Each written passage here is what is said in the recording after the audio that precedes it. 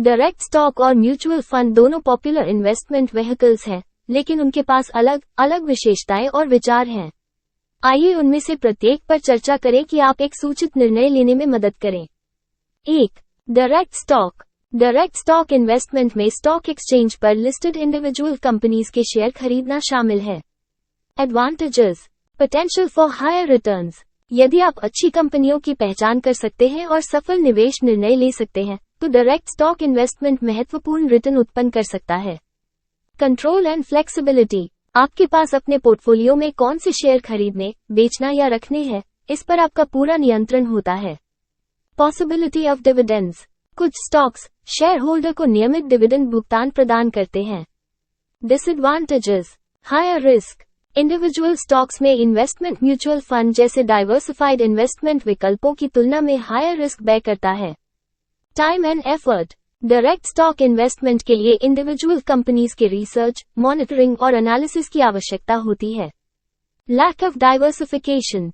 सीमित संख्या में शेयरों में निवेश करना आपको हाई रिस्क पर ध्यान केंद्रित करने के लिए उजागर कर सकता है।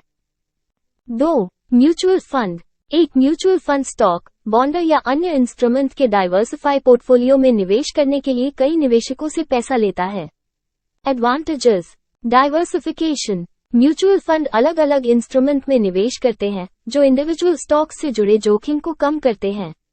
Professional management. फंड मैनेजर आपकी ओर से निवेश निर्णय और पोर्टफोलियो प्रबंधन को संभालते हैं। कन्वीनियंस। म्यूचुअल फंड एक ही निवेश के माध्यम से कई इंस्ट्रूमेंट में निवेश करने का एक आसान तरीका प्रदान करते हैं। Disadvantages. Cost. Mutual fund management fees सहित फीस और एक्सपेंसेस चार्ज करते हैं, जो आपके ओवरऑल रिटर्न्स को प्रभावित कर सकते हैं।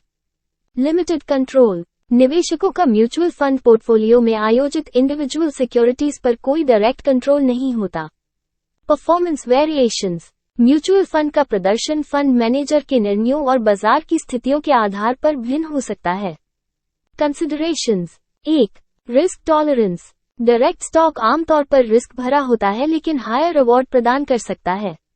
म्यूचुअल फंड डाइवर्सिफिकेशन प्रदान करते हैं और रिस्क को कम करते हैं। 2. Time and expertise. Direct stock investment के लिए रिसर्च और मॉनिटरिंग की आवश्यकता होती है, जबकि म्यूचुअल फंड प्रोफेशनल मैनेजमेंट प्रदान करते हैं। 3. डाइवर्सिफिकेशन।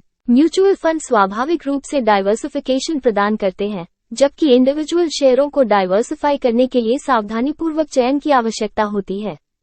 4. कॉस्ट। म्यूचुअल फंड में एक्सपेंस रेशियो होता है, जबकि डायरेक्ट स्टॉक में ब्रोकरेज फीस और लेनदेन की कॉस्ट शामिल हो सकती है।